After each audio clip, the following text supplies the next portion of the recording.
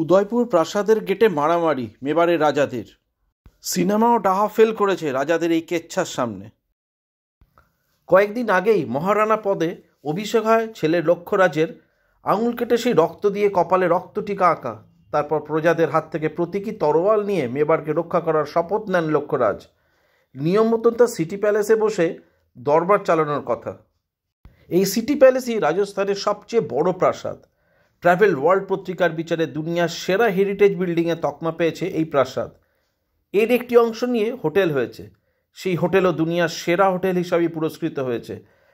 5.5 acre জুড়ে ছড়িয়ে থাকা প্রাসাদের আনুমানিক দাম 15,000 কোটি টাকা। মহারানা হিসাবে রাজ্যাভিষেকের পর উদয়পুর সিটি প্যালেসে ঢোকার চেষ্টা করেন বিশ্বরাজ সিং মেবার। তিনি আবার রাজস্থানের বিজেপি বিধায়কও বটে। কিন্তু প্যালেসের গেট বন্ধ। ঘন্টার পর ঘন্টা অপেক্ষা করলেন সদ্য অভিষেক হওয়া মহারানা। দাবি করলেন মহারানা পদে অভিষেকের পর প্রাসাদে ধূনিমাতা ও একলিঙ্গ শিবের পুজো দেওয়াটাই মেবারের রাজ পরিবারের রীতি। কিন্তু কী এমন ঘটল যে তাল কাটলো এখান থেকেই? গেটও খুলল না, অশান্তি শুরু হলো, এমনকি সেখানে কারফিউ পর্যন্ত জারি করতে হয়েছিল। আজকের ভিডিওতে আপনাদের দেখাবো, শোনাবো সেই সবই ঘটনার কথা। আশা করব ভিডিওটা আপনার প্রথম থেকে শেষ অবধি দেখবেন। সম্প্রতি মেবারের সিংহাসন পান রানা প্রতাপের বংশধর বিশ্বরাজ সিংহ। ঘটা করে তার রাজতিলকের অনুষ্ঠান সম্পন্ন হয়।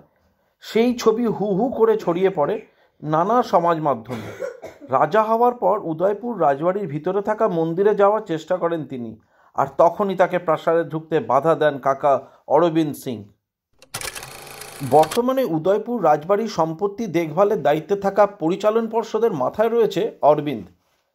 বিশ্বরাজের অভিযোগ, সেই ক্ষমতাতেই আইন ভেঙে তাকে রাজবাড়ির ভিতরে ঢুকতে দিচ্ছেন না কাকা।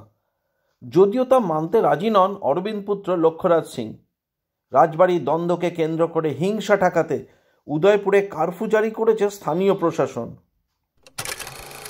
উদয়পুর প্রশাসন সূত্রে খবর, মেবার রাজবাড়ির এই অন্তর্দ্বন্দ্বের সূত্রপাত হয় সর্বশেষ রানা ভগবান সিংয়ের সময় থেকে।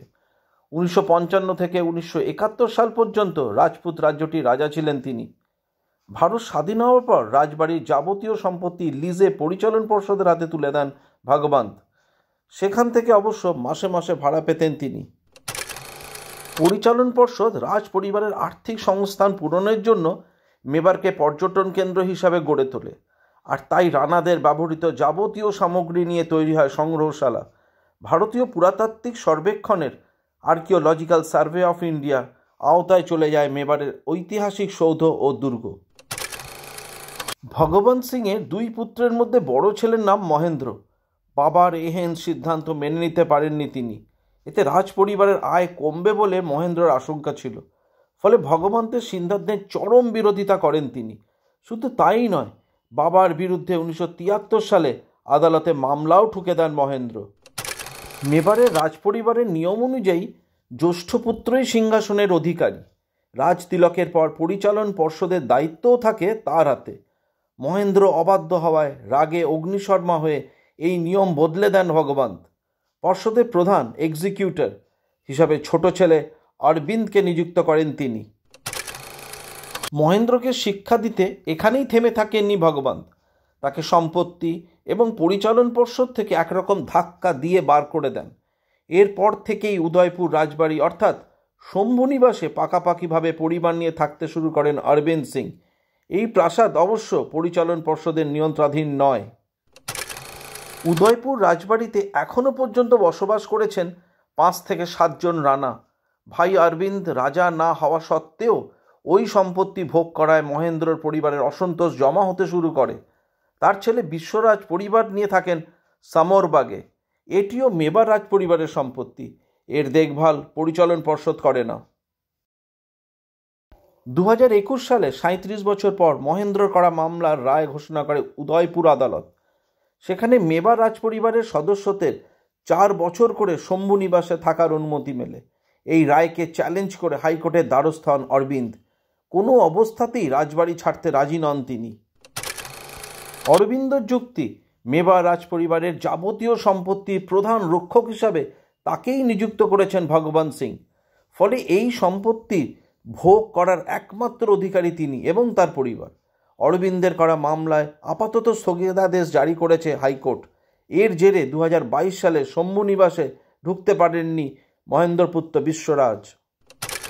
পরবর্তী সময়ে বিজেপির টিকিটে উদয়পুরের নাথদ্বারার বিধায়ক নির্বাচিত হন বিশ্বরাজ। বর্ষিয়ান কংগ্রেস নেতা তথা 5 বারের বিধায়ক সিপি যোশীকে 7,000-এর বেশি ভোটে হারিয়ে দেন তিনি। চলতি বছরের রাজতিলক সম্পন্ন হয় তার। এরপরে নিয়ম মেনে ধনীমাতা এবং একনাথ লিঙ্গের মন্দির দর্শনের ইচ্ছা প্রকাশ করেন তিনি।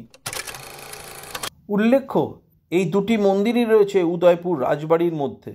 স্থানীয় প্রশাসনের দাবি, শম্ভু নিবাস অরবিন্দের নিয়ন্ত্রণে থাকায় সদ্য রাজা হওয়া ভাইপো বিশ্বরাজকে সেখানে ঢুকতে দিতে চাইছেন না তিনি। কারণ নতুন রাজার পা শম্ভু নিবাসে পড়লে পরিচালন পর্ষদের ক্ষমতা হাতছাড়া হওয়ার আশঙ্কা রয়েছে। কিন্তু সম্পত্তির ভাগ ছাড়তে নারাজ বিশ্বরাজও। দলবল নিয়ে উদয়পুর রাজবাড়িতে ঢোকার চেষ্টা করেন তিনি। অভিযোগ, তখনই রাজবাড়ির ভিতর থেকে শুরু হয় পাথর বৃষ্টি। পাল্টা প্রত্যাঘাত শুরু করেন বিশ্বরাজের সমর্থকেরা। ঘটনাস্থলে পৌঁছে কোনো মতে পরিস্থিতি নিয়ন্ত্রণে আনে রাজস্থান পুলিশ। এই অবস্থায় পাল্টা চাপ তৈরি করতে রাজবাড়ি থেকে কিছু দূরে জগদীশ চকে ধর্নায় বসেন বিজেপি বিধায়ক বিশ্বরাজ। খবর পেয়ে ছুটে আসেন স্থানীয় কালেক্টর। কোনো মতে বুঝিয়ে তাকে নিরস্ত করেন তিনি।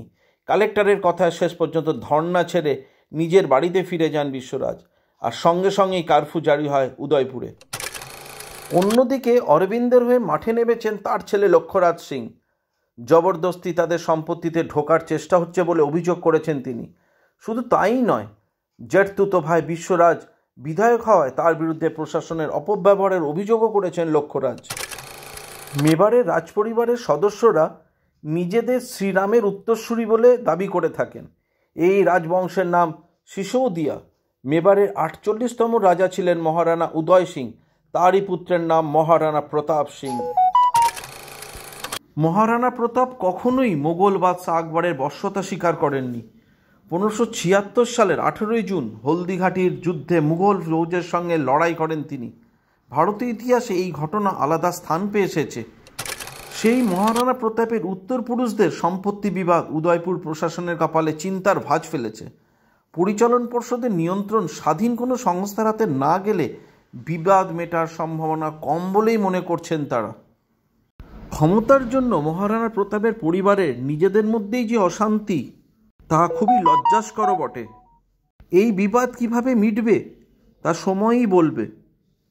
আশা করি ভিডিওটা আপনাদের ভালো লেগেছে। আর অবশ্যই সাবস্ক্রাইব করতে কিন্তু ভুলবেন না। সঙ্গে থাকুন, পাশে থাকুন আর দেখতে থাকুন ইউটিউব চ্যানেল খবরের হাট। আর যদি কোনো মন্তব্য থাকে তাহলে অবশ্যই কমেন্টসে লিখুন।